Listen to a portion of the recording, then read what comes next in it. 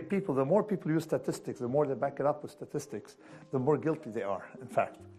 And there's another thing that I mean, we can look at effectively, that the predictability. So there's this one thing that people in economics, a logic that they lose when they're economics.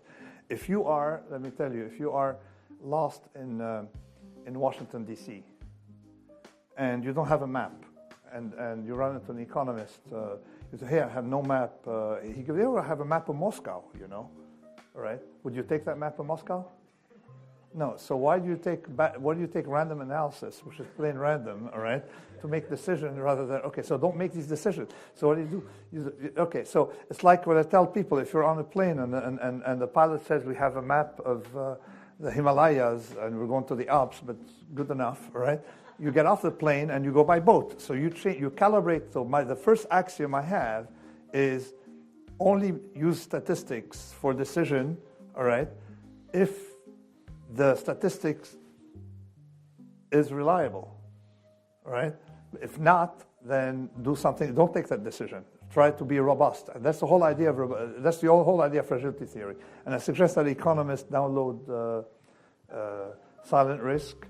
And if he goes past the insults every 5 pages, all right. I said when I wrote The Black Swan, 100% of firemen understood it, all right. 95% of mathematicians, 82% of physicists, this, and then 0.01% of economists understood what I was talking about, all right? So because the logic that you have in real life, in risk management, I don't have a map of Moscow and DC, I'd rather have nothing, all right? And look, they lose it the minute you go into the classroom, okay? And I've named these things. I've named it the Stigler effect, not Stigler, Stiglitz, yeah.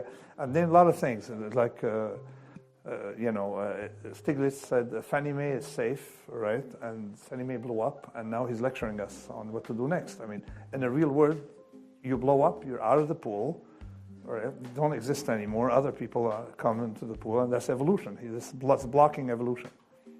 Data in the hands of people who think, hey, more data is good and stuff like that is very dangerous. This is why it is very, very dangerous. Let me repeat the point.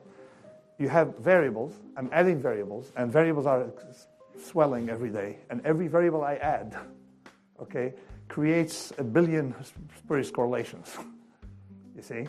My definition of someone who says I work a lot with data and I can predict, I tell them, do you work for a living or no? The minute they say yes, I discount it. Because someone who really has, if we have the hang they claim to have on the data, all right, they'd be owning a piece of real estate of the state of Massachusetts and stuff like that. And that was something we noticed, that was a rule that we had in finance early on. Do they work for a living? Yes, no. If they will work for a living, then it's suspicious because they're giving you equations and smoke and data. This is skin in the game again. I discussed that in Skin in the Game.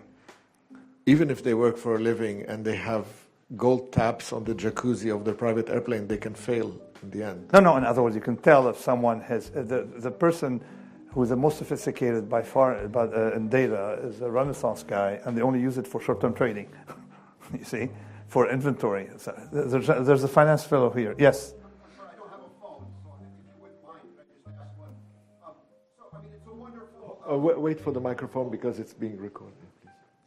Sorry, thank you. And it's such a wonderful formalization of this idea, and I'm right with you intuitively, But do you worry that you're going to give them this great model and they're going to misuse it? I mean, is the problem not in the math, but in like psychology, hubris and self-delusion?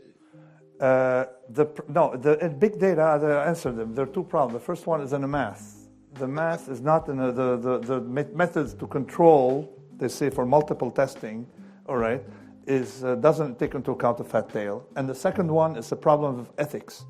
Okay, that's the problem with big data, is ethics. The guy comes in and writes a paper. You know that the FDA, since 2005, all right, if you tell them, I want to introduce this drug, this is an epidemiological study done on the computer, they take it, they throw it in the garbage, okay? So even if you did all those things,